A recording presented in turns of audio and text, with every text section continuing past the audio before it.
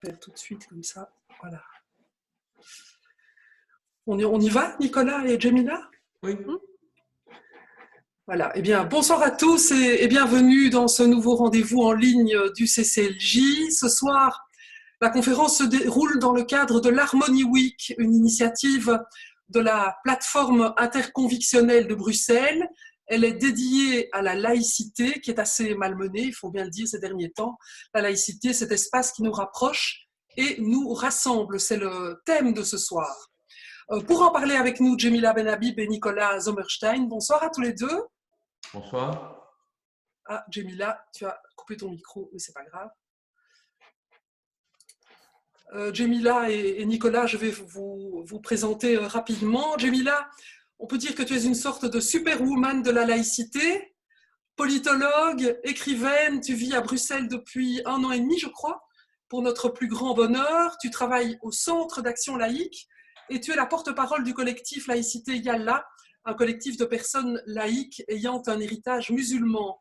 Tu as notamment signé avec le CCLJ une pétition adressée à nos ministres pour combattre l'islam radical après la décapitation de Samuel Paty. Et puis, il y a quelques jours, tu as aussi affiché ton soutien à Nadia Geertz, militante féministe et laïque, victime de harcèlement sur les réseaux sociaux. Nicolas, toi aussi, tu es un ardent défenseur de la laïcité, des principes humanistes et universalistes, rédacteur en chef de Regard, la revue du CCLJ. Tes éditoriaux et tes articles font à chaque fois mouche, comme ce récent article sur le PTB qui s'en prend férocement à Israël, mais qui refuse de dénoncer les violations des droits de l'homme en Chine et qui reste curieusement muet sur la persécution des Ouïghours. Un tout grand merci à tous les deux. Je demanderai aux participants de bien vouloir garder le micro fermé. Je crois qu'il y en a quelques-uns qui sont ouverts, mais c'est pas grave, je vais gérer tout ça. Et puis, vous pourrez poser vos questions dans à peu près une demi-heure. Voilà, Nicolas, je pense que c'est à toi. Bien. Eh bien, je te remercie pour cette présentation. On avait convenu, évidemment, j'avais proposé à Jemila honneur aux dames et d'être galant, mais elle a refusé. Et je crois qu'elle avait bien raison, puisque c'est elle qui a, à mon avis, le plus important, les plus importantes choses à nous dire. Donc, je vais un petit peu chauffer la salle pour préparer son intervention. Alors, si la laïcité est un espace qui nous rapproche et nous rassemble, ce que je vais essayer d'expliquer ensuite, je voudrais d'abord commencer par expliquer comment nous, juifs laïcs, en sommes venus à attacher autant d'importance à la laïcité. Il y a toujours quelque chose qui m'étonne quand je rencontre certains laïcs non juifs qui m'interpellent en me disant juif laïque, qu'est-ce que c'est que cette histoire?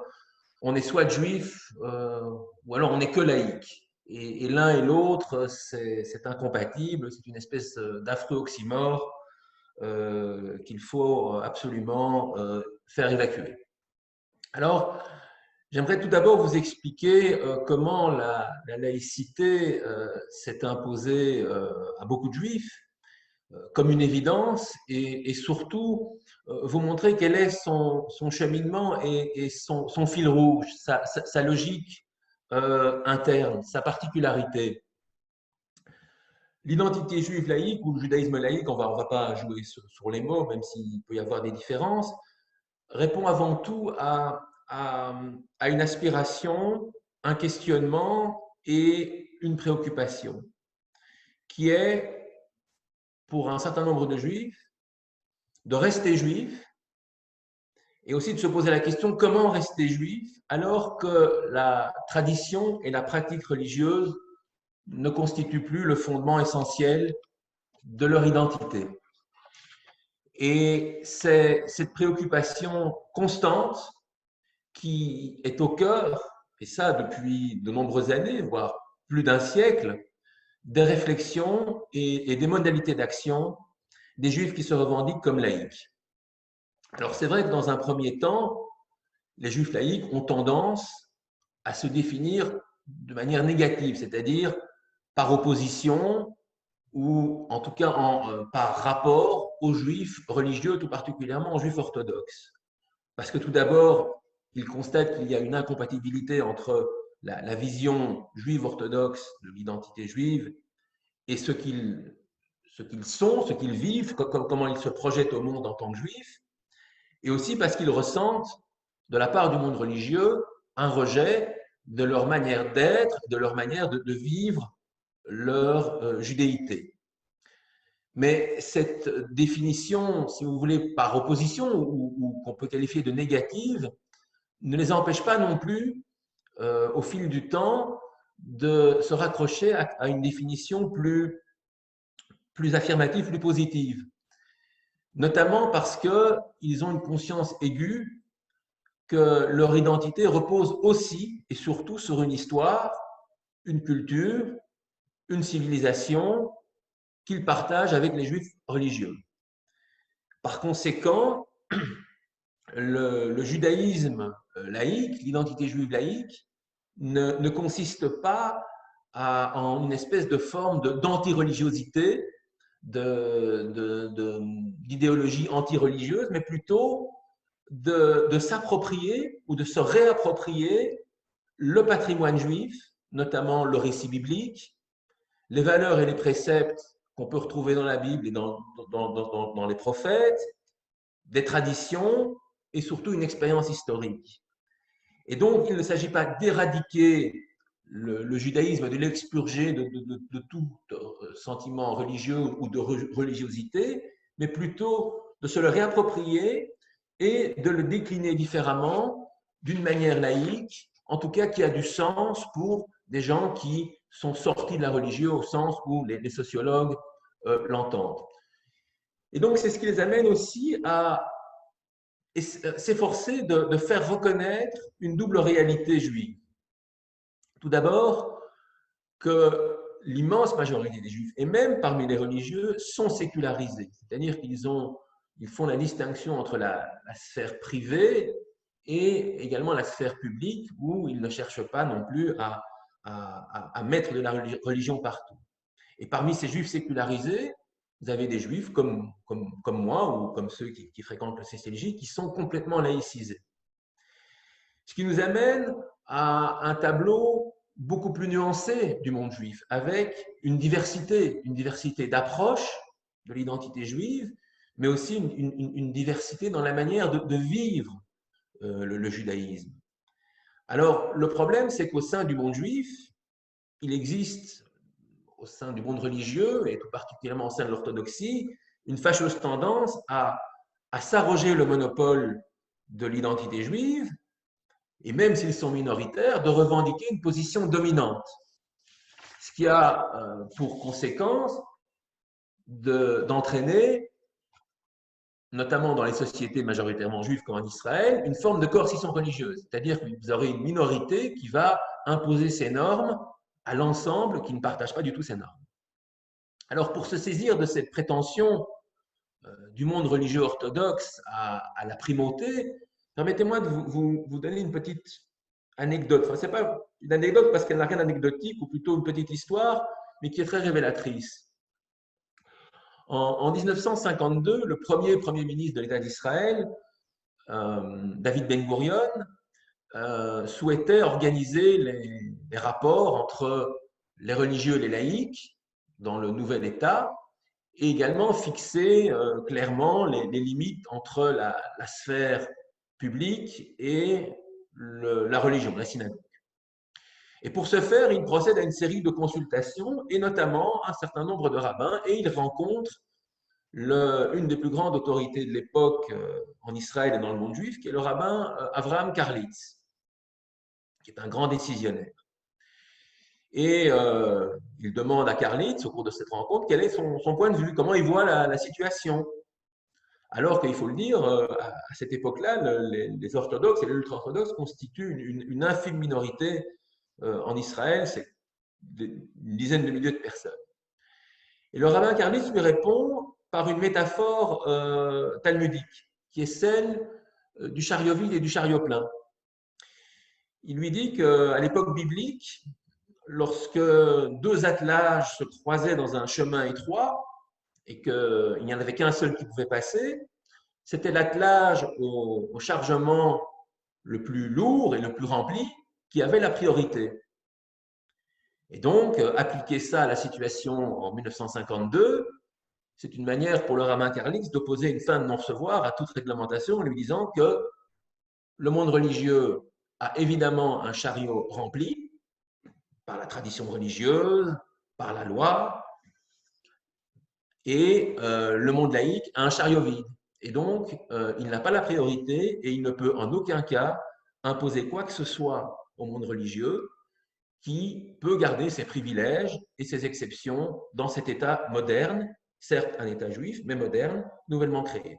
Et donc, ce qui aboutira au fameux statu quo en Israël, où on ne réglera pas la question, vous aurez toute une série de régimes d'exception pour les religieux, et également un certain nombre de normes religieuses qui peuvent s'appliquer à la société civile en Israël. Alors, je ne sais pas qui a le chariot le plus rempli, mais ce que je sais, en tout cas, je sais une chose, c'est que depuis plus d'un siècle, ce ne sont pas les juifs orthodoxes et ni leurs rabbins qui ont écrit l'histoire du peuple juif, et en tout cas qui ont marqué leur temps et leur époque, et également contribué au bien-être de l'humanité. Ce sont plutôt des juifs laïcs, laïcisés, qui, tout en étant très juifs, ont eu une approche universaliste et laïque dans ce qu'ils entreprenaient, et comme ça ont pu marquer leur époque. Alors, cette affirmation juive laïque a-t-elle un lien avec la laïcité en tant que principe d'organisation de la société? Alors évidemment oui, puisque dans une société où la séparation entre la sphère religieuse et la sphère publique n'a pas été définie ou a été très mal définie, les autorités religieuses auront tendance à imposer leurs normes à l'ensemble de la société. Et ça ne vaut pas que pour le judaïsme, on peut le vérifier dans d'autres sociétés, que ce soit des sociétés chrétiennes ou musulmanes. Donc, le principe de laïcité, en tant que séparation de la religion de l'État, a un mérite extraordinaire, qui est un mérite vraiment démocratique, qui est de loger tout le monde à la même enseigne, quelle que soit sa religion et aussi quelle que soit sa croyance ou sa non-croyance, tout le monde doit respecter la loi de la même manière. Et donc, non seulement c'est un principe, un formidable principe démocratique, c'est un prolongement de la démocratie, mais aussi c'est un principe d'égalité, où tout le monde est sur la même et logé à la même enseigne. Et surtout, la laïcité a un deuxième mérite en tant que système d'organisation politique, c'est qu'il garantit la liberté de conscience. Ça signifie qu'il garantit la liberté religieuse, on peut croire, mais on peut aussi ne pas croire. Ce qui est très important au regard de toute une série de problèmes qui ont surgi tragiquement ces derniers mois, et en tout cas depuis quelques années. Alors, avant de terminer, de répondre à la question sur la laïcité en tant qu'espace qui nous rapproche et qui nous rassemble, je voudrais rappeler à tous ceux qui s'en prennent aujourd'hui à la laïcité, et notamment depuis, c'est assez tragique, depuis l'assassinat de Samuel Paty, tous ces pays qui tout d'un coup tombent en embuscade alors que la France a vécu une tragédie et qui s'attaquent à la laïcité. Comme si la laïcité était responsable finalement de cette mort tragique, en disant que la laïcité et également de manière plus générale l'universalisme ne font que s'attaquer aux identités particulières, à chercher à les éradiquer. Ce qui est tout à fait faux. Et pour ce faire, j'aimerais prendre l'exemple juif.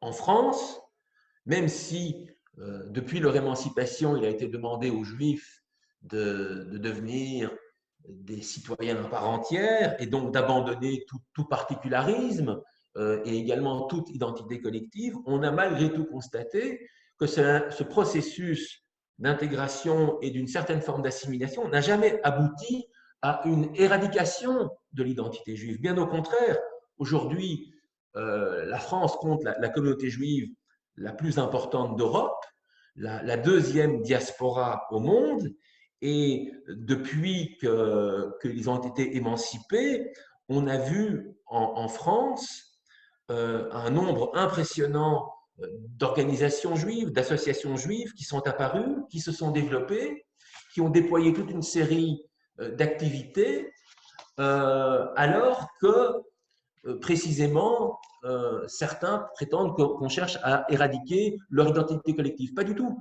Aujourd'hui, vous avez le CRIF qui porte la parole politique des Juifs sans évidemment porter atteinte aux principes de laïcité qu'ils respectent scrupuleusement. Ce qui signifie que si les Juifs ont pu faire cela, ça veut dire que d'autres minorités, et je pense évidemment aux musulmans, peuvent aussi le faire. Alors, il ne s'agit pas d'ériger les Juifs en tant que modèle qu'il faut copier-coller, un peu comme les bons élèves de la classe.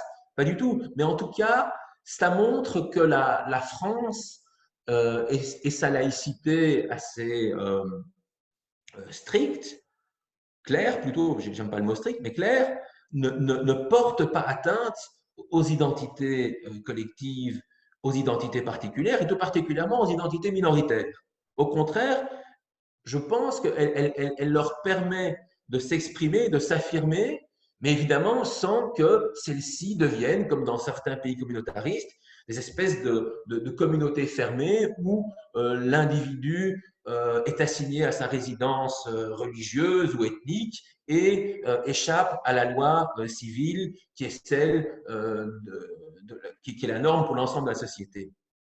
Et donc, je crois que c'est ce qui m'amène à considérer que la laïcité est justement cet espace qui rapproche des gens qui sont différents en apparence, mais qui justement, en raison des valeurs que véhicule la laïcité, des valeurs de démocratie, des valeurs universelles d'égalité, de liberté et de fraternité, permet justement de constituer un socle commun où des gens différents peuvent dépasser des identités particulières qui, malheureusement, risquent souvent de les étouffer ou en tout cas de ne pas leur permettre de s'épanouir comme d'autres pourraient y aspirer. Alors, loin de faire coexister côte à côte des communautés qui ne se rencontrent pas, mais qui sont les unes à côté des autres, ça permet justement le brassage, ça permet la mixité et aussi le métissage de nos sociétés, tout en s'appuyant justement sur des valeurs communes. Et pour terminer, ça permet aussi, pour en revenir aux groupes minoritaires, comme les juifs et les musulmans, à la fois de conserver cet équilibre entre une fidélité à un héritage qui soit religieux ou culturel, mais tout en affirmant un universalisme de la pensée, de la science et des idées. Et je crois que c'est la raison pour laquelle la laïcité, en tout cas, est une des plus belles inventions et est un modèle qui devrait, loin d'être condamné, plutôt s'exporter un petit peu partout à travers le monde, parce que je pense que jusqu'à présent, on n'a pas encore vu d'intégristes laïcs, de fondamentalistes laïcs qui contraint qui que ce soit ou qui menace par la violence ceux qui ne partagent pas leur vision du monde. J'en ai terminé et c'est évidemment la parole à Djamila. Merci Nicolas. Voilà, Djamila, tu peux ouvrir ton micro. Merci. Alors, merci Nicolas pour cette brillante présentation. Merci pour l'initiative. Je suis vraiment heureuse de pouvoir participer à cet échange et me sens véritablement honorée de pouvoir vous présenter l'initiative à laquelle j'ai participé il y a un an en fondant le collectif Laïcité Yallah, mais aussi dans un deuxième temps peut-être parler de moi et de ce qui m'a amené à prendre conscience de l'importance de la laïcité. Alors commençons par le collectif Laïcité Yallah, qui est donc un collectif qui est constitué de personnes ayant un héritage musulman, des personnes croyantes et non croyantes, et évidemment le lien entre nous, le commun, la chose la plus commune, c'est notre volonté d'agir autant que citoyens, de s'émanciper, de faire partie de la société comme des citoyens à part entière. Et très vite, en réalité, on se rend compte que la vie est faite d'écueils. Donc, il y a véritablement des problèmes, il y a des soucis, il y a des inquiétudes, mais il y a aussi des aspirations, bien entendu. Alors, les écueils, vous les connaissez, ils sont nombreux. Dès lors qu'on parle d'une initiative laïque, entreprise par des personnes ayant un héritage musulman, nous avons tout de suite en face de nous des islamistes, c'est-à-dire des gens qui ne peuvent pas s'imaginer que certains puissent vivre, exister en dehors du fait religieux comme eux l'interprètent, comme eux eh bien, se l'imaginent. Donc ça, c'est, disons, l'un des obstacles. Le deuxième obstacle, c'est le communautarisme. Évidemment, telle qu'est constituée la société belge, telle qu'est constituée aussi la politique belge, qui repose aussi sur un certain nombre de, disons, de communautés, de dualités linguistiques régionales, c'est compliqué de venir, disons, partager cette idée d'existence de personnes ayant un héritage musulman, mais ouvert sur le monde, universaliste et laïque. Très vite aussi, on se rend compte que du côté, évidemment, du spectre politique, autant à l'extrême gauche qu'à l'extrême droite, eh bien, nous avons aussi des ennemis. L'extrême gauche, pour la simple raison qu'elle amalgame tout simplement islam et islamisme et énonce le fait que toute critique de l'islamisme, toute dénonciation de l'islamisme, toute dénonciation des dérives islamistes ou bien toute critique aussi de la doctrine orthodoxe musulmane, toute la critique de la religion, du Coran et ainsi de suite, c'est du racisme, donc c'est de l'islamophobie. Alors, évidemment, ça nous coupe l'herbe sous le pied parce que, de fait, on devient catalogué comme étant des personnes racistes, comme étant des personnes islamophobes. À l'autre bout du spectre, nous avons aussi l'extrême droite qui aussi essentialise les musulmans. Les musulmans ne sont pas aptes à, les musulmans ne peuvent pas aspirer à, les musulmans ne peuvent pas donc vivre comme l'ensemble, ils ont besoin de dérogations, bon bref, tous ces préjugés. Et donc, en réalité, on réalise donc que notre marge de manœuvre est mince et que finalement, nos aspirations, certes, sont portées par la société civile, par des personnalités, par des initiatives citoyennes, mais que, en réalité, il y a des courants qui s'opposent à notre volonté d'être ensemble et d'exister et de s'émanciper.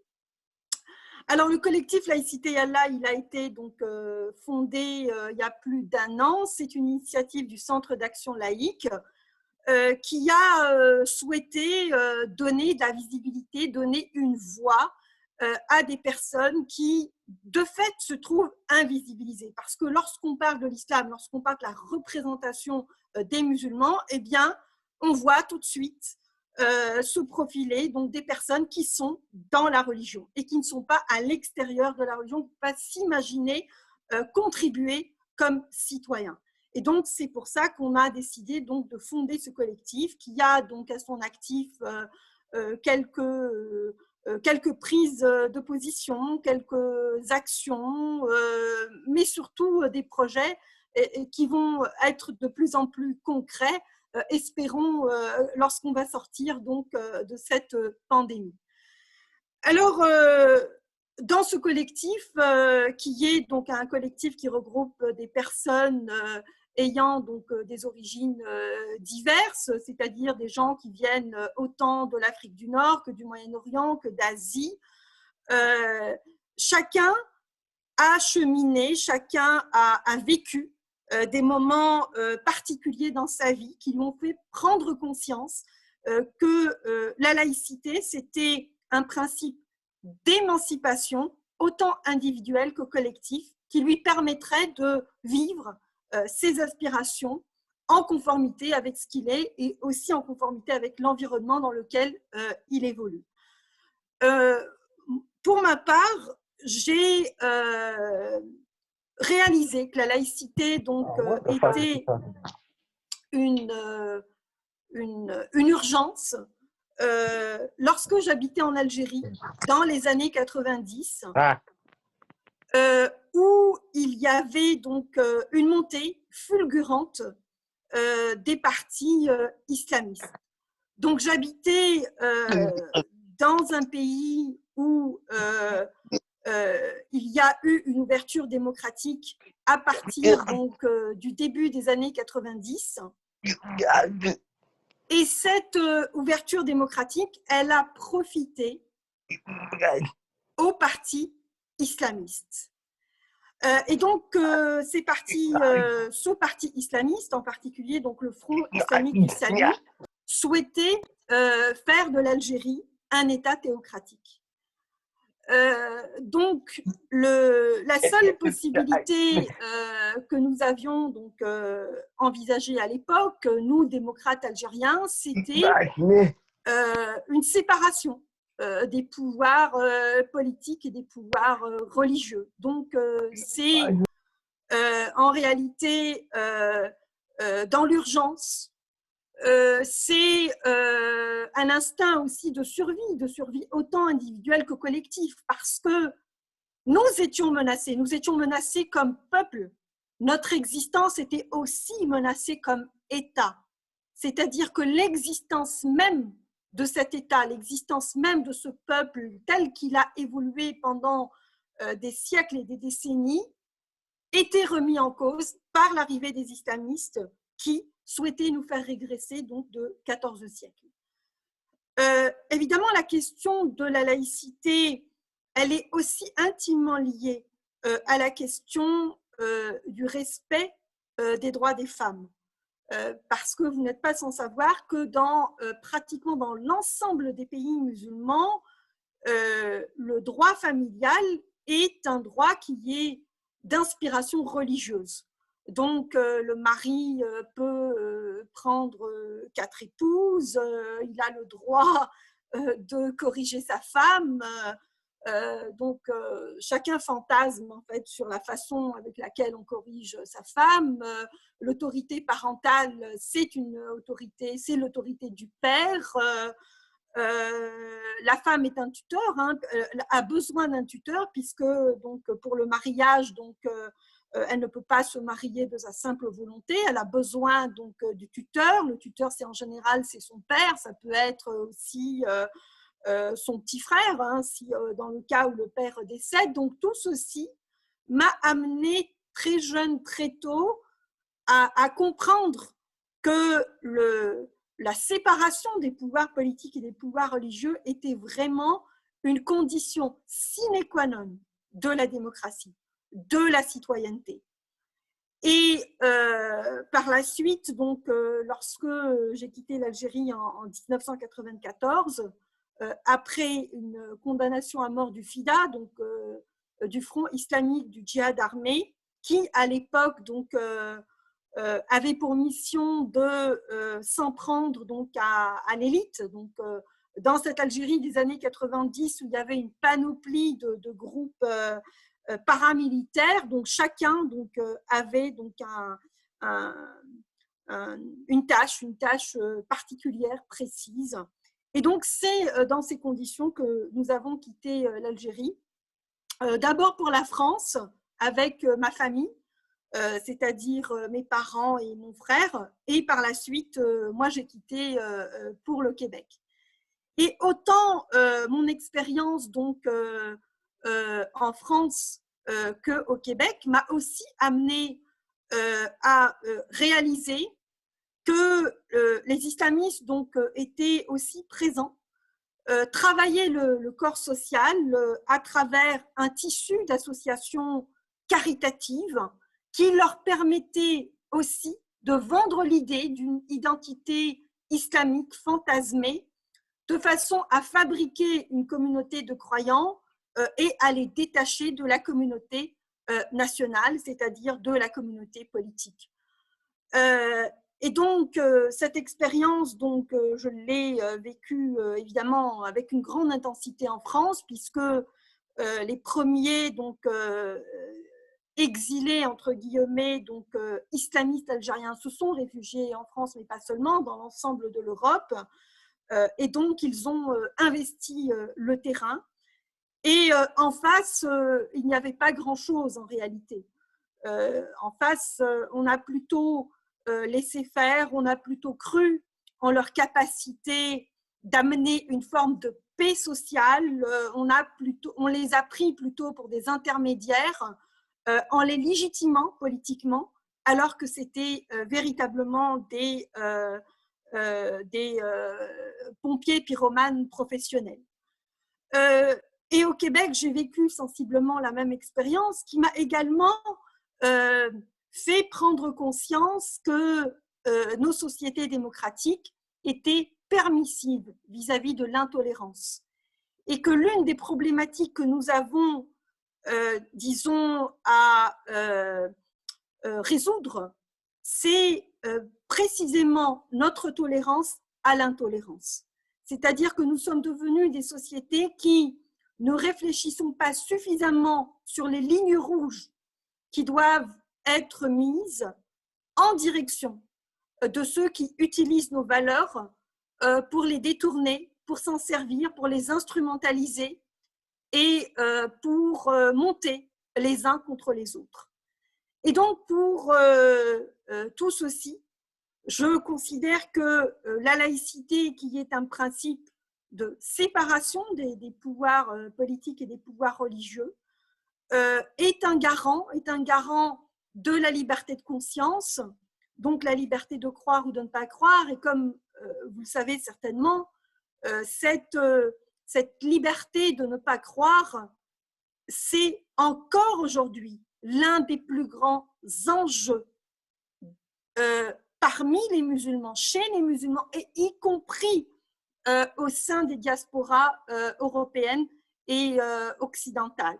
C'est-à-dire que cette question-là de quitter la religion, de rompre avec la religion, de se distancier avec la religion, n'est pas encore réglée.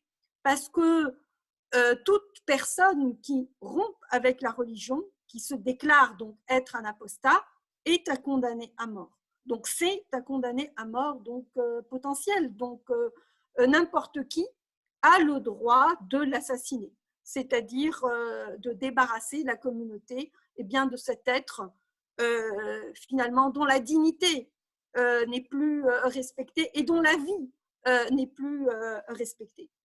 Et donc c'est pour ça que je considère que aujourd'hui, si vous voulez, le respect de la liberté de conscience, en tout cas pour les musulmans, permettrait aussi l'expression d'une pluralité, l'expression d'une diversité, offrirait des champs, ouvrirait des horizons, permettrait une libre critique qui assurément élèverait les musulmans vers la démocratie, vers le respect de l'altérité. Donc voilà en gros ce que j'avais à dire, évidemment très très brièvement. Peut-être reviendrai-je à travers vos questions, vos commentaires sur des points particuliers, peut-être plus précis, et bien que je n'ai pas eu le temps de développer. Je ne sais pas si ça va, Sylvie, avec la présentation. Oui, tout à fait. Maintenant, voilà, on va peut-être passer aux questions. Je ne sais pas s'il y a des questions parmi les participants. Le mieux, c'est peut-être de lever la main et de lever votre micro. Easy. Alors, vas-y, tu peux ouvrir ton micro. Merci. Oui, d'abord, je remercie les deux intervenants d'avoir brièvement, mais clairement décrit le problème tel qu'il se pose, et certainement à travers le vécu que Jamila a eu dans son parcours, à la fois de devoir quitter un pays parce que condamné. Et ceux qui me connaissent ne seront pas étonnés que je fasse quelques points de comparaison qui facilitent la vie des Juifs laïcs. La première chose, et j'ai revu ça justement cet après-midi en reprenant l'histoire des Juifs d'Élie Barnaville qui a coordonné le grand ouvrage, une des époques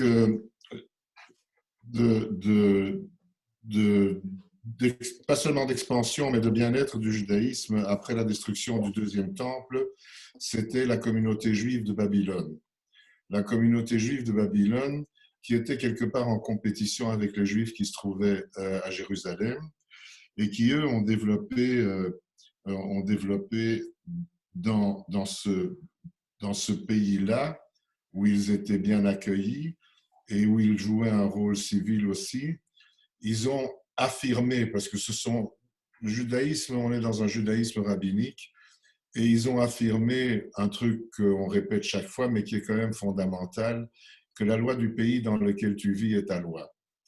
Et comme la diaspora est dans l'ADN du peuple juif, parce qu'il y a eu une première diaspora moins importante à la destruction du premier temple et à la destruction du second temple, une diaspora bien plus importante qui s'est affirmée et qui a vécu, et qui a donc, dès le départ, accepté la loi du pays d'accueil comme sa loi. La deuxième chose, c'est que le débat étant structurel dans l'élaboration de la loi juive, de ce qu'on appelle la loi juive pour les religieux, il y a en permanence la contradiction entre sages.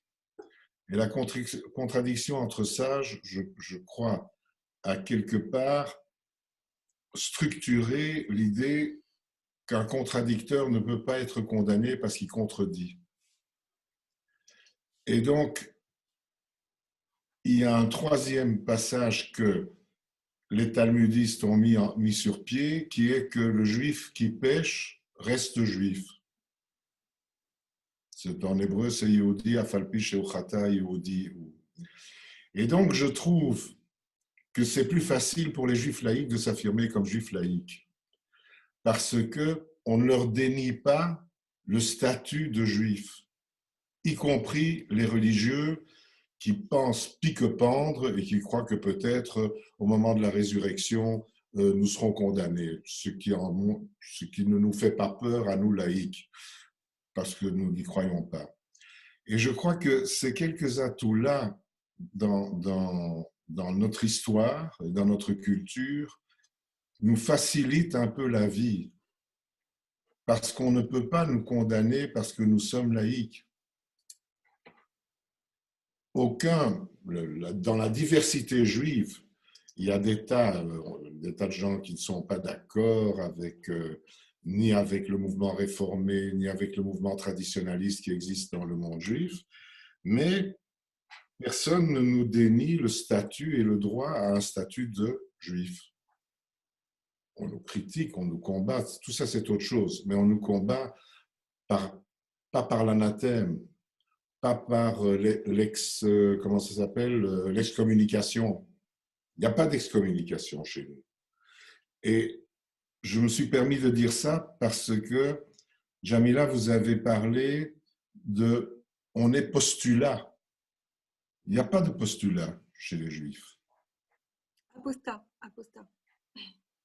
Apostat, je veux dire. Apostat. Oui. Je ne sais pas pourquoi je crois. Excusez-moi. Voilà, ça c'est le côté dyslexique qui vient avec l'âge. Voilà. Donc c'est la seule remarque que je voulais faire, c'est que ça nous facilite quelque part la vie comme juifs laïcs par rapport au combat que les gens de culture musulmane qui sont laïcs veulent s'affirmer et cessent d'être reconnus parce qu'ils sont apostats. Voilà. Merci en tout cas pour vos exposés. Merci Izzy. Rien. Si vous voulez répondre à Jamila? ça, ou Jamila. Bon, peut-être quelques commentaires. En fait, bon, moi, cette réflexion, évidemment, a suscité en moi bon, deux souvenirs. Bon, Rabin a été quand même assassiné, Spinoza a été aussi combattu par des Juifs. Donc, ça démontre bien que l'intégrisme existe. Je veux dire, les dérives politiques existent, quelle que soit la communauté. Je ne pense pas qu'on puisse dire que telle communauté est immunisée ou telle autre ne le serait pas. Pour ma part, je considère les communautés comme des entités qui sont organiques, comme des entités qui peuvent évoluer. Et pour moi, la véritable question, c'est celle de l'acceptation de l'évolution. Accepte-t-on aujourd'hui, oui ou non, d'évoluer et de vivre au diapason de notre environnement et de notre époque? Alors clairement, pour les islamistes, en tout cas, la réponse est non, puisque leur référent principal reste cette conception de l'islam qu'ils ont fabriquée. Ce n'est même pas un islam, disons, authentique, c'est une conception qu'ils se sont imaginée et ils disent c'est l'islam authentique. Donc ça, c'est pour, disons, une deuxième remarque. Et la troisième remarque, c'est que moi, ce que je constate aussi, c'est que à partir des années 20, le monde islamique, appelons-le comme ça, ou dit islamique, vit des expériences de modernisation qui sont très intéressantes. Ces expériences de modernisation, on les retrouve en Turquie, bien entendu, avec une révolution, moi je dirais une révolution copernicienne dont on n'a pas encore mesuré l'ampleur de cette révolution-là. Comment est-ce possible qu'un État, en tout cas dont le centre de gravité était l'islam, puisse se détacher, rompre, déclarer, abandonner le califat? Je trouve en tout cas cette expérience absolument incroyable. Donc on a l'expérience évidemment turque qui est une expérience réelle, et évidemment l'influence de la Révolution française a été déterminante. L'inspiration donc des philosophes des Lumières, de l'universalisme, en tout cas Atatürk s'en est inspiré. Il y a cette expérience, mais il y a aussi l'expérience de modernisation en Iran, et il y a également toutes les expériences de modernisation qu'a connu le monde dit arabe, l'Irak, la Syrie, l'Algérie, la Tunisie. La Tunisie qui, à partir des années 50, abandonne des dogmes coraniques. Donc Bourguiba a lui aussi, à sa façon, révolutionné eh bien, le rapport aux religieux. Donc, pour ma part, je dirais, en tout cas, pourquoi est-ce que je raconte ça? C'est tout simplement pour dire qu'il n'y a pas d'obstacle pour, disons, freiner la modernisation. Si on entreprend une modernisation, s'il y a une volonté politique, s'il y a évidemment des aspirations profondes, s'il y a des personnes pour incarner cette modernité, eh bien, il y a du chemin qui peut être fait. Je finirai juste par une troisième remarque en disant que, évidemment, ces expériences très importantes ont existé, sauf que le monde musulman a été aussi travaillé par un autre courant. Donc, un courant islamiste, obscurantiste, qui, dès les années 60 et plus particulièrement à partir des années 70, a véritablement relevé la tête à travers donc une diplomatie très agressive, à travers la diplomatie des pétrodollars, a pu étendre eh bien, le salafisme et a pu faire reculer toutes les aspirations de modernité dans les pays que j'ai précédemment évoqués. Si je peux me permettre une petite remarque concernant ce qu'a dit Izzy. Il a relevé, c'est vrai, le fameux principe d'Ina Malchuta Dina, la loi de l'État est ta loi, et aussi toute la gymnastique intellectuelle et une certaine liberté de ton et aussi d'appréciation qui peut exister dans les débats talmudiques, dans ce qu'on appelle la marloquette, donc la discussion, la disputitia entre les sages de la Torah. Et moi, ça m'a toujours frappé que ces principes-là ne percolent pas tellement ceux qui sont censés en être les dépositaires, à savoir le monde religieux actuel. Et notamment pour le premier principe, la loi de l'État est ta loi, on en a eu des démonstrations, et on en a encore aujourd'hui, et je pense qu'on en aura encore dans les semaines à venir, de l'ultra-orthodoxie et de son incapacité tant en diaspora qu'en Israël, dans une société majoritairement juive, à se plier à la norme fixée par l'État, notamment dans la crise du Covid. Donc, c'était juste pour ça. C'est vrai que nous présentons un certain nombre de caractéristiques des Juifs qui favorisent l'émergence de courants laïques en son sein, mais malgré tout, il existe, c'est vrai, il y a une intensité différente, il y a des degrés d'intensité, pas comme en islam, mais un certain nombre de résistances. Et c'est vrai que dans certains cas, heureusement minoritaires, mais parfois très violents et très paroxystiques, la violence physique peut émerger et faire des ravages. On l'a vu, mais heureusement, c'est vrai que ça demeure marginal. Voilà, c'était tout ce que je voulais dire. Alors, il y a Anne qui voulait prendre la parole. Je ne sais pas où elle est. Oui, ben je n'ai pas ouvert ma caméra. On ne vous voit pas, d'accord, ok. Quand j'ai vu ma tête, je me suis dit que j'allais vous épargner tout ça. Non, mais bonsoir à tous. Merci beaucoup pour cette soirée. Merci pour les intervenants. Mais ce que vous dites est super intéressant, mais je crains que nous sommes dans l'entre-soi. Et moi, ma préoccupation, c'est de voir comment tendre la main à la communauté musulmane. Parce que moi, j'entends un tout autre discours. Alors, je ne dis pas que j'approuve ce discours, mais j'entends un tout autre discours qui est que la laïcité est une religion, qui a un féminisme blanc, que l'universalisme, c'est du bidon, etc., etc. Et je ne sais pas trop comment relier ces deux discours. Et ça, c'est ce qui est préoccupant. Je donne un petit exemple des tribunaux en Grande-Bretagne. J'ai même entendu aussi dans un autre pays des tribunaux religieux. Alors bon, nous, dans la communauté juive, bon, on a un tribunal pour le guet, etc. Mais bon, comme on a le divorce civil, c'est pas trop grave, en tout cas pour une libérale comme moi. Mais j'étais très étonnée de ces tribunaux musulmans en disant, mais enfin, une décision d'un tel tribunal n'est pas applicable par l'État civil. Donc, qu'est-ce que c'est que cette histoire? Et en fait, j'ai compris par un reportage où on explique que, par exemple, dans le cas d'un divorce où une pension alimentaire est attribuée à la femme pour la femme ou uniquement pour les enfants, et où en fait, l'ex-mari ou le futur ex-mari, comme il ne reconnaît pas de valeur à la loi civile, comme il ne reconnaît pas l'état civil, eh bien, la femme se trouve complètement démunie et elle se trouve face à une insolvabilité.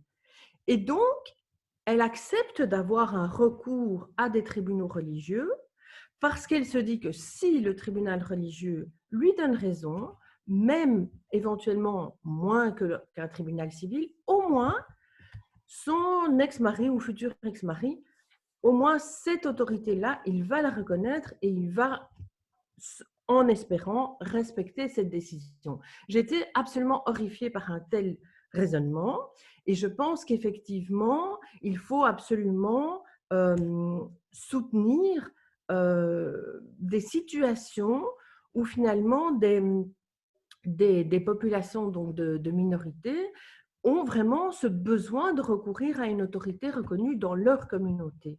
Ça, c'est un exemple. Mais j'ai été dans des situations très difficiles de rencontre où on a une impression d'une incompréhension totale. Il y a eu l'effondrement de l'Empire ottoman, il y a eu la colonisation, et tout ça, comme Jamila, si je peux me permettre de dire Jamila, dit, je crois que ça a amené à des sortes d'humiliation, de frustration. Il y a aussi dans la population musulmane des discriminations quotidiennes qui sont réelles et qu'il faut dénoncer. Et je crains que la voie politique n'est plus du tout perçue comme une voie efficace et qu'elle est remplacée par une voie religieuse qui va apporter une fierté, qui va apporter un sentiment d'appartenance, de solidarité, etc. Et c'est très, très difficile, à mon sens, de tendre la main à cela et de trouver une voie qui peut être entendue. Voilà, c'est ça que je voulais vous partager. Merci. Nicolas, Jamila. D'abord sur les tribunaux islamiques ou bien les tribunaux religieux. Encore une fois, nous parlons de démocratie. Nous parlons de démocratie occidentale. Donc la première question qui interpelle, c'est comment se fait-il que des États soi-disant démocratiques puissent accepter qu'il y a des lois religieuses, donc discriminatoires, qui s'appliquent à des citoyens. C'est ça la vraie question. Et donc, s'intéresser… Non, l'État ne l'accepte pas, c'est parallèle, l'État n'accepte pas. Si, je suis bien au courant de ces tribunaux chariatiques, okay, puisque ce projet de tribunaux chariatiques a été avorté au Canada en 2004, puisqu'il y a eu aussi une tentative au Canada donc, d'implantation des tribunaux islamiques. Et en réalité, le prétexte, c'était l'existence, soi-disant, de tribunaux juifs, soi-disant de tribunaux donc, catholiques, donc une reconnaissance finalement du divorce donc religieux chez les catholiques, en tout cas une séparation, et chez les juifs. Et donc, les islamistes, des courants islamistes, donc, ont pris prétexte sur l'existence de ceci pour essayer donc d'établir et de faire reconnaître donc des lois donc islamiques. Ça, c'était donc une tentative qui a été avortée à travers une mobilisation de la société civile canadienne. Et celles en fait qui étaient en tête de cette mobilisation, c'était des femmes qui étaient de culture musulmane. C'était des femmes qui étaient d'origine donc iranienne, du Moyen-Orient, d'Afrique du Nord, qui ont dit mais vous vous rendez pas compte de ce que vous voulez faire. Nous avons fui l'intégrisme dans nos pays et ce que vous nous proposez ici, c'est une copie conforme de ce qui se passait là-bas. Mais ce qu'il y a de très intéressant, et en réalité ce qu'a révélé cette expérience, c'est que cette proposition qui a été faite par des lobbies islamistes a été validée par des courants de la gauche canadienne. Donc, l'une des procureurs qui était en charge d'examiner cette demande, c'était une femme donc, qui venait donc, de la gauche, donc, du NPD, et qui a clairement donc, pris parti pour l'instauration de ces tribunaux islamiques, en disant, en reconnaissant en réalité donc, le droit à la différence qui mène à la différence des droits. Parce que dans la conception anglo-saxonne de l'État, l'État est là pour arbitrer des communautés et non pas pour reconnaître des individus. Donc, on a une conception de l'État qui est totalement différente de celle donc, de l'État français, de celle de l'État plutôt centralisateur et donc jacobin, où il y a une loi pour l'ensemble des citoyens. Et donc, ça, en réalité, ça nous dit deux choses. Ça nous dit d'abord que dans les démocraties occidentales, les lobbies islamistes sont puissants, puisqu'ils font des propositions concrètes qui peuvent par moments aboutir. Et la deuxième chose, c'est qu'il y a des idiots utiles, donc des gens qui leur servent, évidemment, ce sont des complices, ce sont en quelque sorte des complices, puisqu'ils n'arrivent même pas à voir eh bien, qu'envisager une telle proposition, c'est finalement totalement discriminatoire à l'égard ne serait-ce que des femmes de culture musulmane. Ça, c'est donc la première partie de votre commentaire. Et je pense que la deuxième partie concernait en réalité une espèce de, disons, vous avez évoqué les discriminations donc à l'égard des populations musulmanes, une forme de frustration, d'humiliation, et donc finalement la seule voie possible, c'est la voie religieuse. Oui, j'entends ce discours, mais ce discours, en tout cas, c'est une fabrication. Ce discours, il repose sur quoi? Il repose sur la victimisation, d'une part, et la culpabilisation, d'autre part. La culpabilisation de qui? La culpabilisation, en général, des sociétés d'accueil. Et je pense que ça, c'est vraiment extrêmement dangereux parce que victimiser une personne, c'est ne pas reconnaître son potentiel. Victimiser une personne, c'est ne pas la considérer comme un égal. Donc, pour ma part, je préfère m'adresser à l'intelligence des gens. Certes, il y a peut-être des discriminations. Certes, il y a des choses à améliorer dans nos sociétés, dans nos démocraties. Mais il y a aussi des possibilités d'avancement, des possibilités de réussite, des possibilités d'émancipation qui sont réelles, qui existent. Il y a des gens qui réussissent.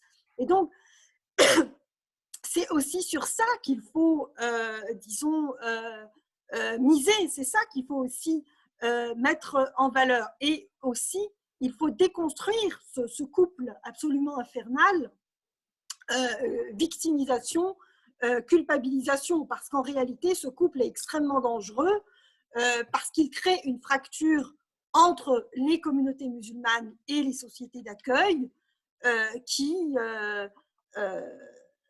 les rend antagoniques.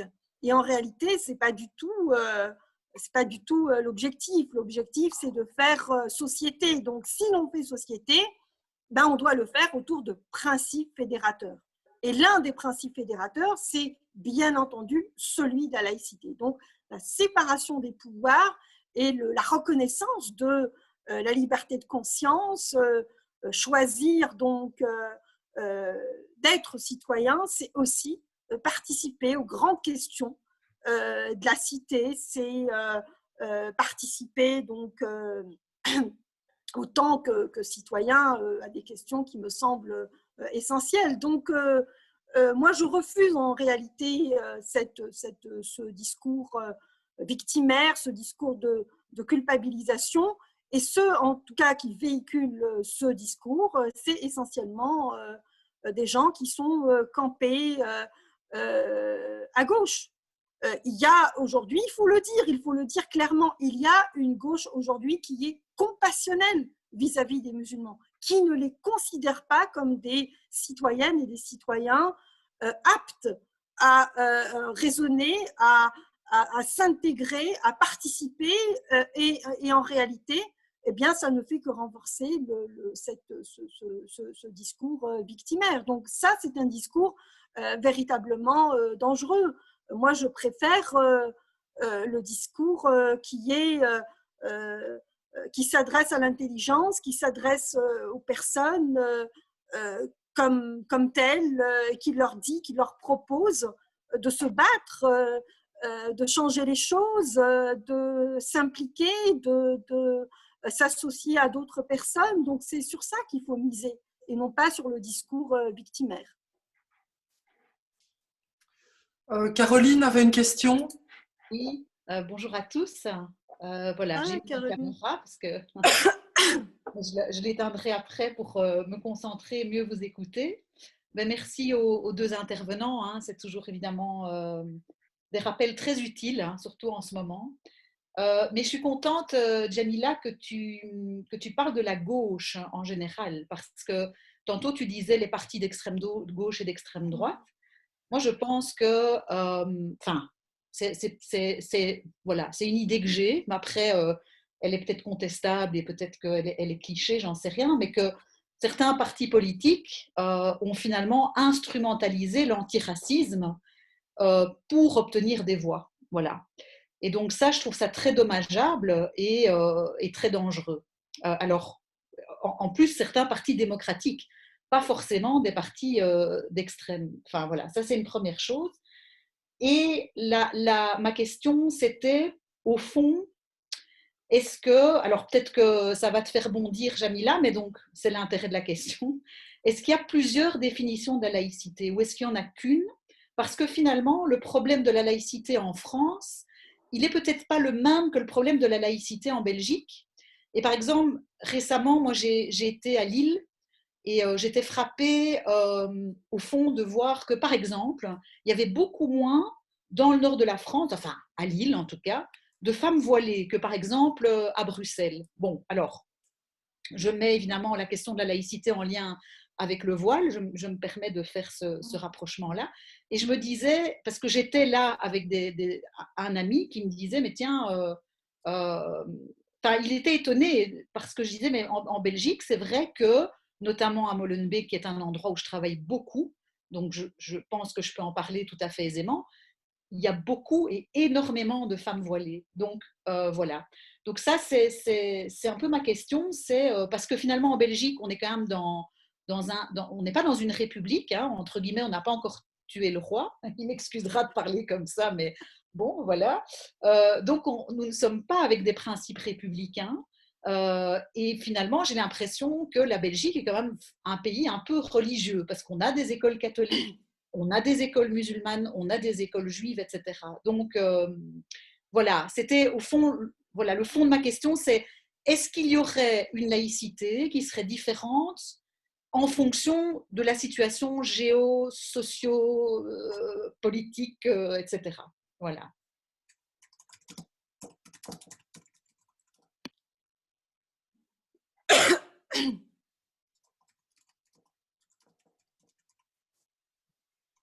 Nicolas? Juste une chose, non, je ne pense pas qu'il y ait une laïcité qui soit différente en fonction de la géographie ou des situations sociales, car les problèmes qui se posent en France, je suis désolé Caroline, sont les mêmes qui se posent en Belgique, au Royaume-Uni, au Canada, au Québec et partout ailleurs. La problématique est chaque fois la même. Alors c'est vrai que certains, en fonction d'une tradition politique différente, ont des manières singulières de s'attaquer à ces problèmes, mais on le voit, la racine du problème est toujours la même.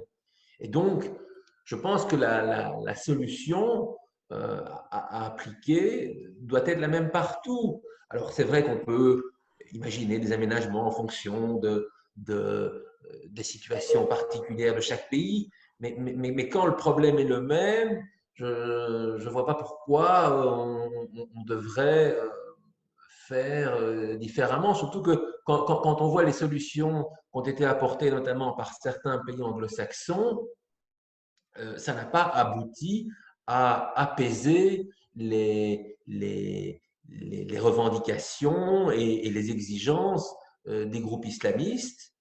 Et on l'a vu même lorsqu'il y a eu des situations de violence des fondamentalistes musulmans, que ce soit des départs vers le Moyen-Orient ou des attentats qui ont été perpétrés en Europe et en Occident.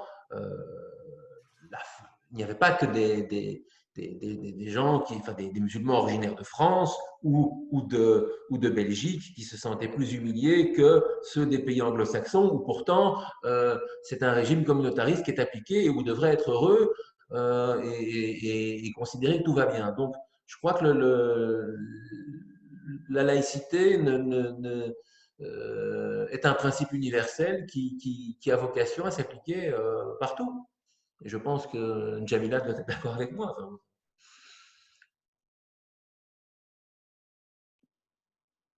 on ne t'entend pas. En fait, c'est une très bonne question qui va peut-être nous permettre de pousser un peu la réflexion et l'analyse. Il ne faut pas perdre de vue que la laïcité, c'est d'abord et avant tout un processus historique cumulatif. Donc, en réalité, on sait quand ça commence, mais on ne sait pas quand ça finit. Parce qu'il y a toujours des antagonismes, il y a toujours des volontés de faire reculer. Et on le voit. Donc, qui dit processus historique cumulatif, ça veut dire qu'on avance par petits pas. Et évidemment, nous sommes des sociétés qui avons été marquées par le fait religieux, par la religion, essentiellement par la religion catholique. Et je dirais qu'il est normal qu'il reste encore, disons, peut-être pour nous laïcs, quelques anomalies. Et donc, évidemment, si on prend le cas de la France, le régime appliqué en Alsace-Moselle, par exemple, oui, c'est de fait une contradiction. Ça ne colle pas. Donc, oui, dans chaque pays, en réalité, peut nous apparaître des anomalies particulières. Mais il ne faut pas s'attendre à effacer ces anomalies pour avancer. Il faut essayer évidemment de lever ces anomalies, mais aussi s'intéresser aux nouvelles problématiques qui travaillent notre société. Et évidemment, l'une des préoccupations de l'heure que nous avons, c'est nous avons en face de nous des courants qui veulent liquider la laïcité, qui veulent s'attaquer à la laïcité. Alors, ils ne le disent pas de cette façon, ils ne le disent pas clairement qu'ils veulent liquider la laïcité, mais en adjectivant, par exemple, la laïcité, en parlant d'une neutralité, par exemple, inclusive, eh bien, ça rend de fait la neutralité caduque. Ça la rend une neutralité, comme ils disent, exclusive.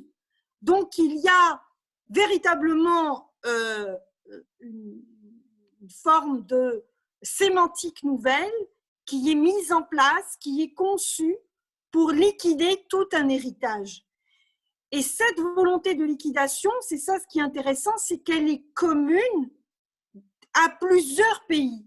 Donc certes, nous avons des processus historiques qui peuvent différer, mais nous avons un principe, comme l'a dit Nicolas, émancipateur, qui est lui, qui a une portée universelle, et en face de nous, nous avons exactement les mêmes, avec le même jargon, la neutralité inclusive, la laïcité ouverte, la laïcité fermée. Mais ceci ne correspond strictement à rien, sinon à une idéologie. Parce que dans le droit tel que défini, donc oui, on sait comment définir la laïcité. Dans le droit belge, on sait comment définir la neutralité, mais personne n'a jamais défini ce qu'était la neutralité inclusive ou la neutralité exclusive. Alors, on peut évidemment se poser la question sur la pertinence d'utiliser donc de tels concepts, sur la légitimité d'utiliser de tels concepts, mais aussi sur la responsabilité de ceux qui reprennent ces concepts. Donc là, il y a clairement une responsabilité académique, il y a aussi une responsabilité médiatique. Les médias, lorsqu'ils reprennent ce jargon-là de la neutralité inclusive et de la neutralité exclusive, que le commun ne partage pas. Alors comment peut-on régler un problème dans une langue qui nous échappe, avec des concepts qui sont confus, qui, au lieu de résoudre, au lieu de clarifier des situations, au lieu de sortir des ambiguïtés, eh bien, rajoutent de la confusion. Et c'est en réalité tout ceci, on se rend compte que c'est voulu, qu'il y a une volonté communautariste de communautariser, d'injecter davantage de communautarisme. Et qui dit injecter plus de communautarisme, c'est évidemment liquider la laïcité, parce que la laïcité, il y a dans la laïcité, disons, une aspiration de fraternité, il y a une aspiration d'interaction, il y a une aspiration de métissage. Or, dans le communautarisme, eh bien, il y a des murs qu'on élève et qu'on dresse les uns contre les autres. Donc, tu as raison de le dire, Caroline, que vis-à-vis de cette question, la gauche n'est pas claire. Qu'il y a certes une partie de la gauche qui est restée attachée aux grands idéaux, donc des Lumières et aux idéaux universalistes, à l'interaction, à l'émancipation, qui reste attachée évidemment à ces grandes questions, mais il y a aussi une partie de la gauche qui est devenue une gauche compassionnelle, qui est devenue une gauche communautariste, qui considère que la critique de la religion, lorsqu'il s'agit des religions minoritaires, et en particulier lorsqu'il s'agit de l'islam, c'est pas souhaitable, c'est même indéfendable. Donc, il ne faut pas critiquer l'islam, parce que critiquer l'islam, c'est être raciste. Or, c'est une confusion. La critique des religions, la critique des systèmes politiques, la critique de tous les systèmes est souhaitable. Je veux dire, c'est de cette façon-là qu'on peut se faire une idée précise. C'est précisément en portant la contradiction. Alors certes, il faut faire la différence entre la haine des personnes, qui est évidemment répréhensible et qui tombe sous le coup de la loi, et la critique des idées, qui est permise, défendue et souhaitable. Merci.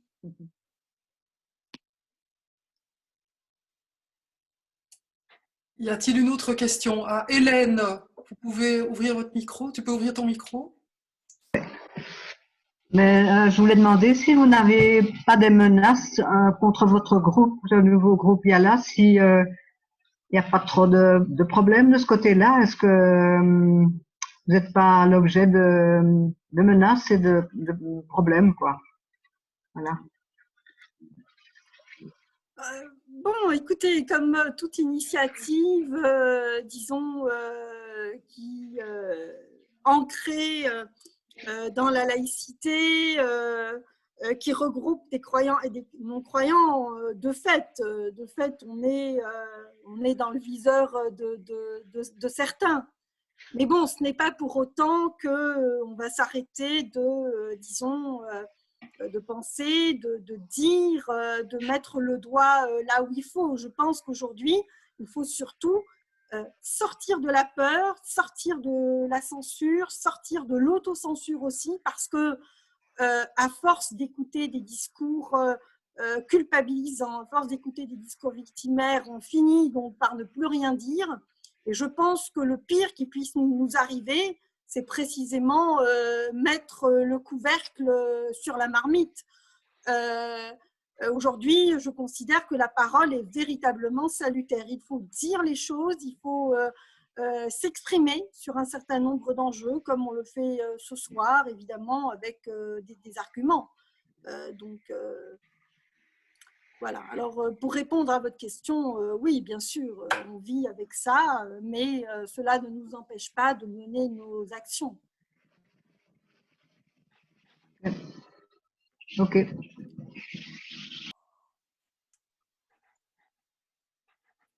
Y a-t-il d'autres questions? Léon? Jean-Jacques a une question. Ah, Jean-Jacques. Oui, bonjour, bonsoir à tous, bonsoir Djamila. J'avais une question sur le CCLJ et la recherche que le CCLJ avait depuis pas mal de temps de trouver un centre correspondant dans les milieux musulmans laïcs.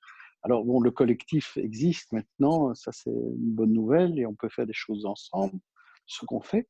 Il y a aussi l'espace MAG qui existe et je profite du fait que Caroline soit là, je ne sais pas si elle est encore là, pour savoir un peu, est-ce qu'il y a un espace côté Là, mais je musulman? suis à l'espace MAG, donc voilà. Voilà. Non, mais peut-être qu'il y a des choses intéressantes à dire.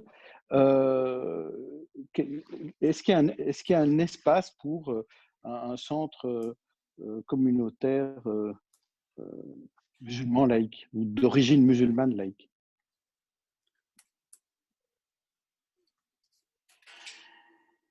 Nicolas? Je peux difficilement y répondre puisque c'est une question que je me pose comme Jean-Jacques.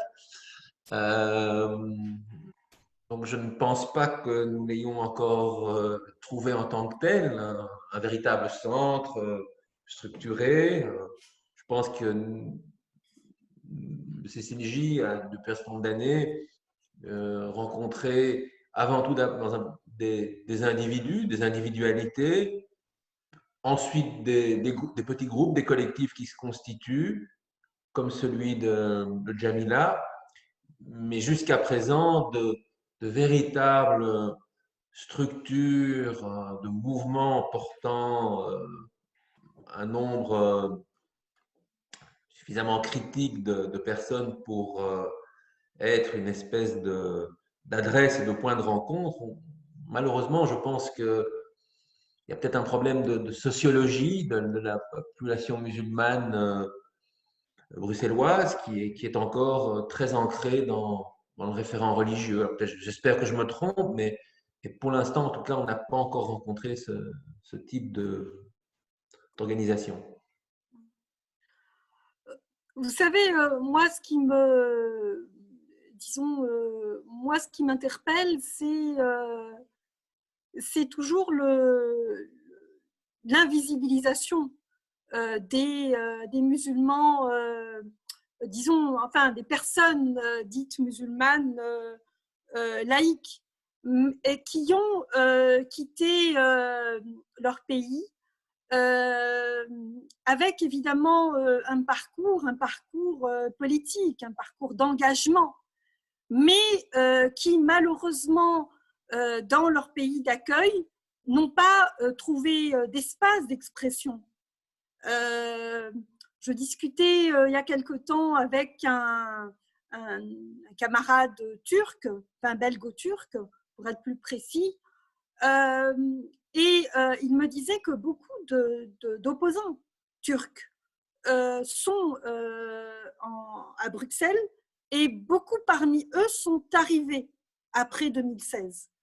Alors évidemment, beaucoup vivent dans la crainte, mais disons que moi je suis certaine que s'il y avait eu des espaces véritablement pour les accueillir, des espaces de rencontre, des espaces de partage, des espaces de réflexion, des véritables espaces de solidarité, je pense qu'on serait véritablement arrivé à canaliser cette parole et à fédérer ces énergies.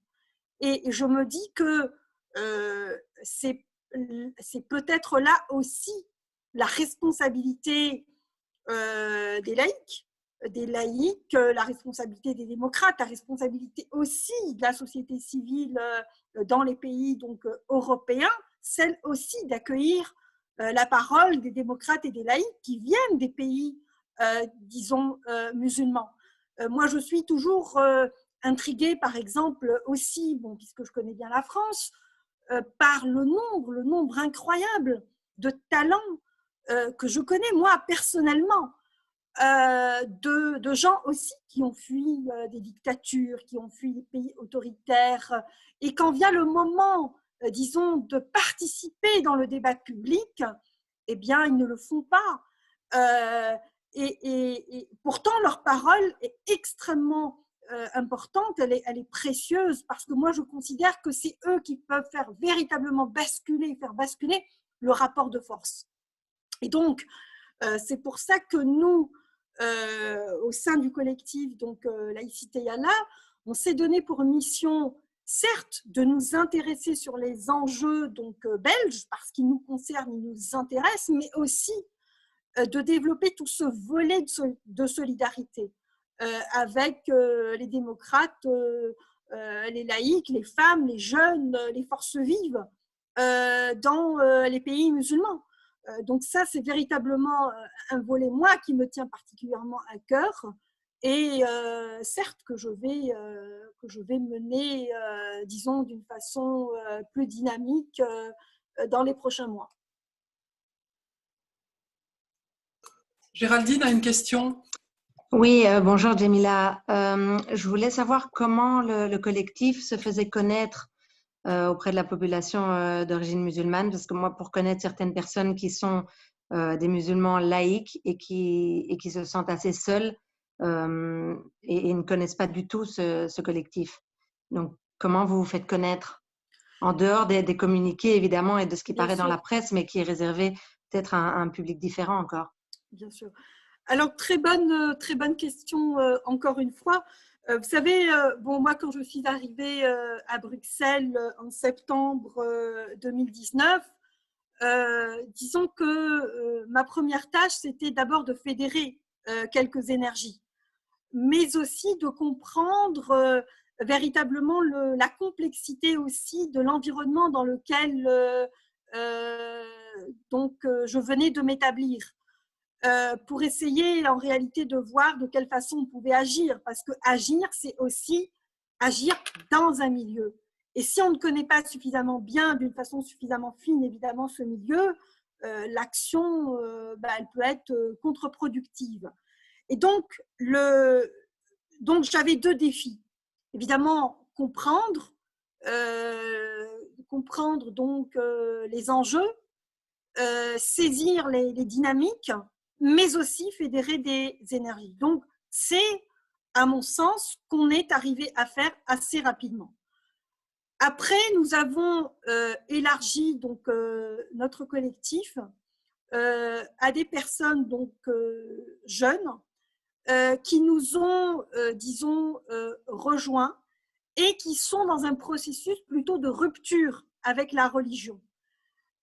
Et on s'est rendu compte que pour ces jeunes, qui sont pour la plupart nés en Belgique, qui ont grandi donc dans des familles musulmanes, qui ont fréquenté des écoles belges, eh bien vivaient une grande souffrance parce qu'ils ne pouvaient pas vivre en conformité avec leurs convictions philosophiques. Et donc, ça nous a aussi éclairé sur un certain nombre d'enjeux qui n'étaient pas évidentes parce que j'ai pris conscience qu'il y a des gens qui ont 25 ans, qui ont peut-être 30 ans et qui ont des doubles vies, c'est-à-dire du fait d'avoir rompu par exemple avec la religion, eh bien, les mettaient en porte-à-faux avec leur famille, mais aussi avec leurs collègues belges qui s'attendent d'eux une certaine attitude vis-à-vis de la religion. Par exemple, pendant le mois de Ramadan, nous avons plusieurs personnes qui nous partagent quelques anecdotes. Alors, bon, évidemment, la personne ne peut pas briser donc, le jeûne chez elle parce que, ou bien dans son quartier, mais elle ne peut pas non plus le briser aussi dans un environnement belge parce que ses collègues lui disent mais comment, tu fais pas le Ramadan, mais c'est bizarre en tout cas. Bon, bref. Et donc, tout ça pour dire qu'il y a vraiment une complexité qui s'est installée et qui exige de nous, en réalité, des solutions. Alors, on est conscient qu'il y a beaucoup d'enjeux, mais on est aussi conscient qu'il va falloir toucher plus de personnes. Va falloir toucher des jeunes, va falloir travailler en direction des femmes. Donc, tout ceci, on en est conscient. Comment on va faire ça? Alors, c'est très simple. On a, évidemment, on veut mener des actions, on veut faire des événements, on veut créer des événements, donc pour cibler des publics, donc publics jeunes, les femmes, des étudiants et ainsi de suite. Bon, ça, la pandémie ne nous a pas permis de le faire, malheureusement. Là, en ce moment, on est en train de construire un site internet et donc pour nous faire connaître, le site internet, il va être en français, en anglais, en néerlandophone, en turc et en arabe, peut-être même en farsi. Et on va également mener une campagne à partir du mois de mars qui va s'appeler pour une citoyenneté de la diversité. Donc, à travers des capsules vidéo, à travers 4 capsules vidéo, chacune sur une thématique particulière, donc sur les droits des femmes, sur la double culture, sur ce que peut offrir aussi la Belgique à des gens qui aspirent à l'émancipation. Donc, 4 thématiques évidemment ancrées dans la réalité qu'on va donc essayer de publiciser, qu'on va essayer donc de partager, qui vont servir d'outils pédagogiques aussi pour animer des ateliers, pour organiser des conférences et ainsi de suite. Donc, tout ceci est en chantier. Et comme je l'ai dit, donc, nous avons aussi pour objectif de développer, disons, une solidarité réelle et concrète avec les opposants, surtout ceux qui sont embastillés dans les différents pays donc, musulmans. Et donc, nous allons aussi mener des campagnes de sensibilisation pour défendre les droits humains dans les pays musulmans. Donc, j'en ai parlé il y a quelques jours avec un conseiller donc, de la rectrice de l'ULB, et on s'apprête à aller la voir, donc une délégation donc, du collectif, pour la sensibiliser à la défense donc, des libres penseurs, à la défense donc, des personnes donc, qui sont emprisonnées en raison de leurs convictions philosophiques ou en raison de leurs convictions politiques.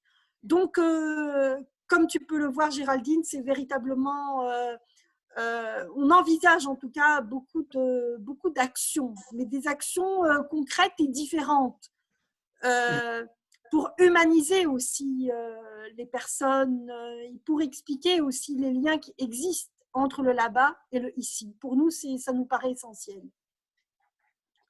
Merci. On va prendre encore une question. Monsieur Yvan, vous pouvez ouvrir votre micro? Ok, ça va. Oui, bonjour à nouveau. Voilà. Il y a, si l'on parle simplement de la laïcité, je ne voudrais pas reparler de sa définition, loin de là. Mais il y a toujours 2 éléments qui sont mis en avant. C'est l'impartialité de l'État des pouvoirs publics, ainsi que le droit de croyance ou de non-croyance, et la protection, le droit au niveau de croire ou de ne pas croire. Généralement, avec ça, on en dissout suffisamment. Mais quand on aborde la laïcité, je vais dire un peu avec les gens qui se disent laïcs. Parce que j'ai encore vu une récente, il y a 2 jours, une étude qui a été, un sondage qui a été fait, où l'on voit qu'il y a 37% de catholiques, 22% de laïcs, 11% de musulmans. Mais quand on vit, et moi je le vis dans une maison de la laïcité, quand on vit avec des personnes qui fréquentent les maisons, que l'on rencontre, et qui se disent, et je pense que la majorité se disent laïcs, il n'y a pas, au-delà de cette conception d'être laïque, il n'y a pas cette espèce de ciment qui rassemble les laïcs, comme il existe des ciments qui rassemblent les croyants qui, de par tant les rituels et l'évolution d'une éducation depuis la naissance, font qu'il y a un sentiment de communautarisme qui, bien entendu, n'est pas ce que nous voulons, nous y opposons. Je me rappelle à un certain moment d'avoir vu un président que j'apprécie beaucoup, du Centre d'action laïque, qui parlait du peuple laïque. Ce qui m'a toujours particulièrement choqué, de parler d'un peuple laïque comme de parler d'une communauté laïque. On est à l'opposé de cette notion universaliste que l'on voudrait mettre en avant. Je voudrais dire que cette difficulté de faire évoluer nos conceptions laïques par rapport aux gens que nous rencontrons au public, et particulièrement parmi les jeunes. Parce que les jeunes qui évoluent dans des communautés religieuses ou autres, ils évoluent dans un contexte depuis la naissance, par des relations entre jeunes, en famille et autres, ils évoluent dans quelque chose. Nous, laïcs, nous sommes tellement épris de liberté, que nous ne prendrons pas notre enfant pour venir à un débat, une conférence, on va dire, ça va t'emmerder, il va commencer d'abord de dire que ça l'emmerde, première chose. De l'autre côté, du côté des religions, on ne lui permet pas de dire ça l'emmerde ou pas, dit toi tu viens avec moi. Mais dès qu'il vient avec, il y a une communauté, une relation, pas communauté, qui s'établit et qui va évoluer sur toute sa vie. Les laïcs, avec leurs enfants, sauf l'institutionnel, mais sur le terrain, les gens qui se disent laïcs ne font pas évoluer leurs enfants dans cette vision et ce débat laïque. Il y en a, surtout quand, à un certain moment, surtout dans des niveaux plus évolués, universitaires ou autres, ou alors on peut aller un peu plus loin. Donc, je ne dis pas que le père ou la mère doivent donner des ordres à leurs enfants, mais s'ils ne leur font pas vivre les principes que nous défendons, il est tout à fait normal, d'abord, qu'ils ne s'en occupent pas, ou bien qu'ils dévient vers une extrême gauche, une extrême droite ou une totale indifférence. Donc, je crois qu'il y a une difficulté de terrain en matière d'engagement et de faire vivre cet engagement de terrain. C'est ce que je ressens. Je ressens, malgré toute l'implication que j'ai et bien d'autres, je le sens, je le vis, et cela met notre laïcité de terrain assez faible par rapport au terrain dans lequel évoluent les religions. Voilà, c'est une réflexion, c'est un constat de vie. Merci. Mais c'est un constat que je partage parce que, et que je ne constate pas, heureusement, au sein du Centre communautaire laïque juif. Je ne suis pas là pour faire la promo, mais peut-être parce qu'on se rattache à des éléments culturels. Et c'est vrai que lorsque on voit l'état général de la laïcité, c'est aujourd'hui, quand on va dans les différentes maisons de laïcité, c'est vrai que ce que vous avez pointé est bien réel.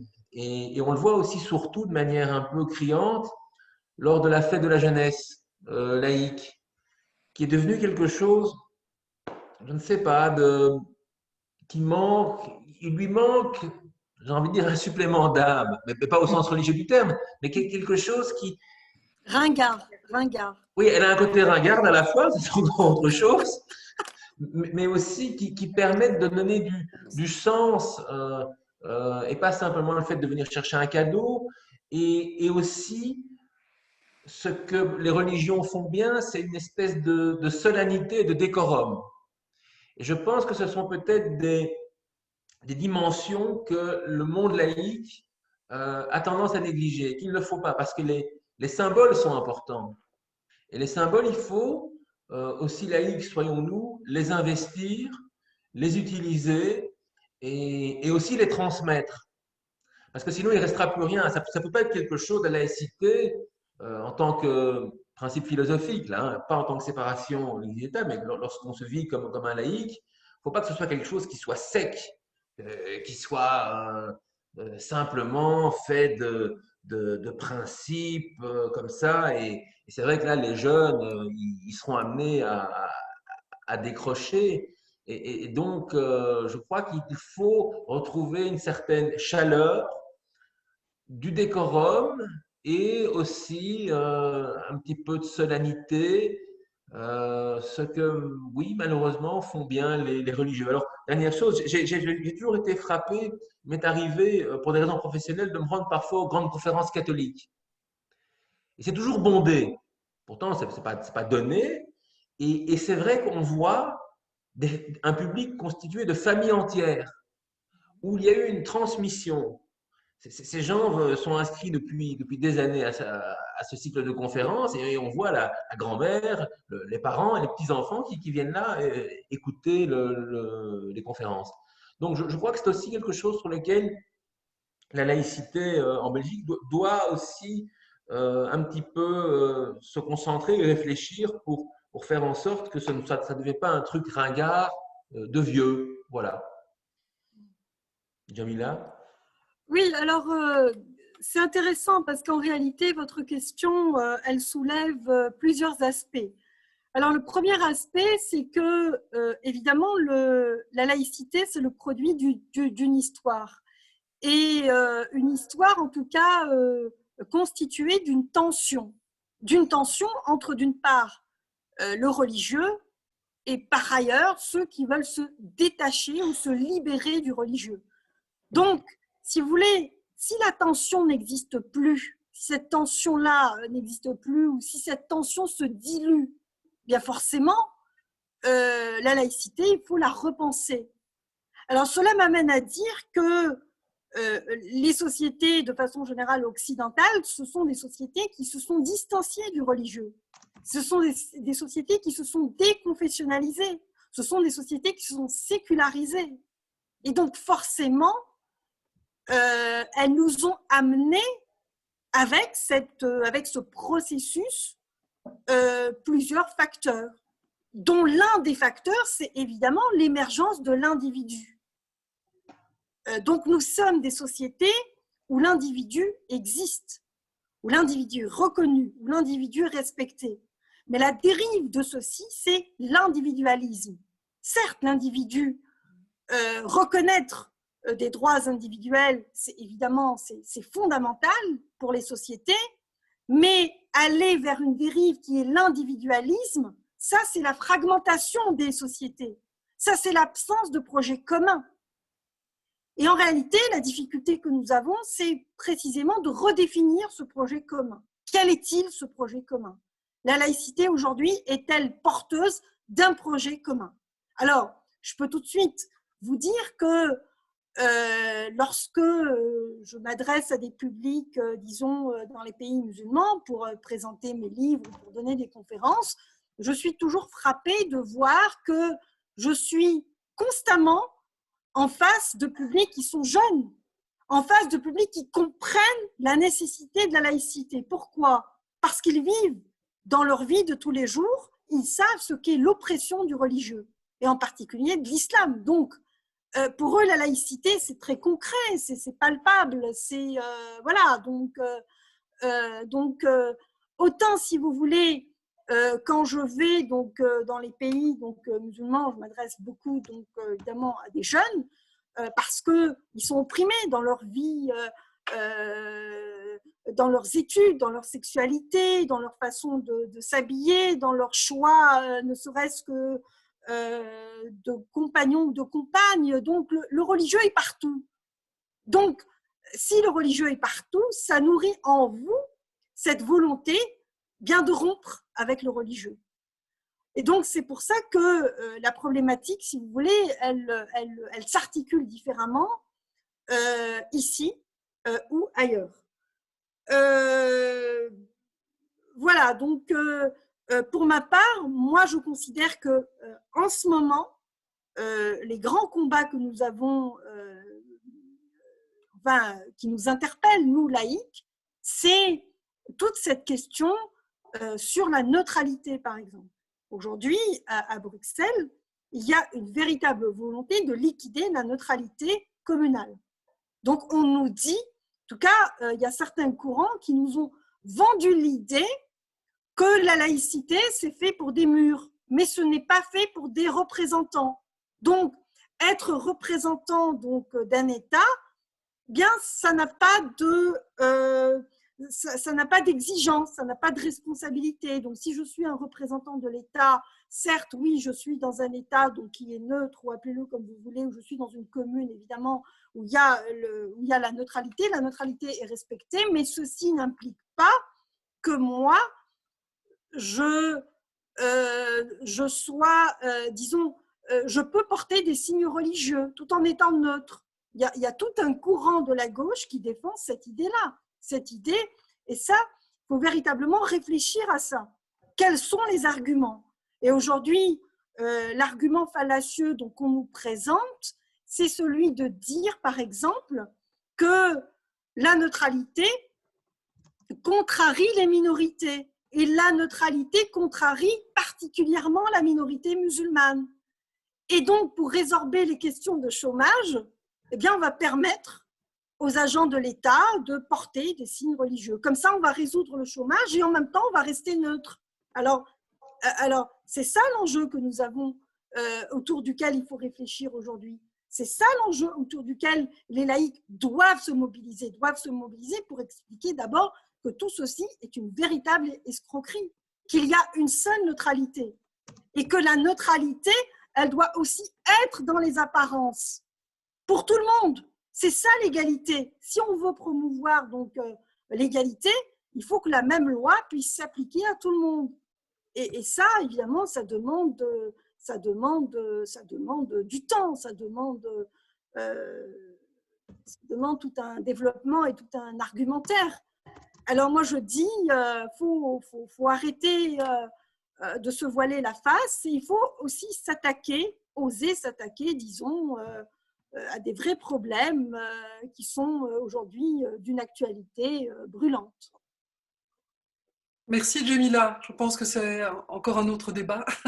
Merci en tout cas pour ce mot de la fin. Merci Nicolas, merci Djemila pour cette soirée vraiment très très intéressante. Merci à tous d'y avoir assisté. Prochain Zoom lundi, ce sera avec Caroline Fourest, modératrice Nadia Geertz. On clôture, attention, les inscriptions demain. Voilà, merci beaucoup pour avoir passé la soirée avec nous et puis à très bientôt. Au revoir. Ciao. Merci.